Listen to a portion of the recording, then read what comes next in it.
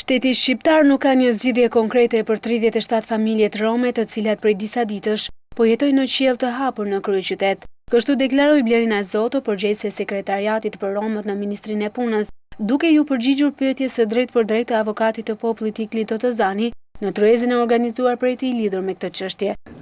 Sipas nga përvoja që keni ju, nga njohja që keni ju, sot ata janë në rrugë. Presit të më thoni ju, ka në një zgjidhje të tillë? Ndoshta pallatet në shkolla.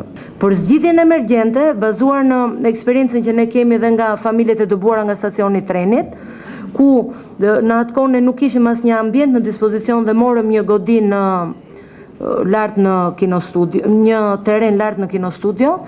Atëre fatmirësisht momentalisht terrenin e kemi dhe ndoshta të shikohet mundësia nëpërmjet me rezervat e ushtrisë apo të emergjencave civile dhe për ngritjen e çadrave aty dhe për ndihma momentale ushqimore apo krevat, dyshek, batanie, këto gjërat minimale jetike. Të pranishëm në këtë tryezë, ambasadorët ndërkombëtar kërkuan zgjidhje urgjente të problematikës së strehimit, e mëtej edhe integrimin e komunitetit rom në shoqëri. Ambasadori i Bashkimit Evropian në vendin tonë Ettore Seku ishte drejt për drejt kur tha se situata e komunitetit rom, si një nga 12 prioritetet kyçe për integrimin e vendit në BE, do të reflektohet në progres raportin e vjeshtës. As I said, the protection of Roma communities and Egyptian communities' rights is one of the key priorities, and obviously the situation will be reflected in the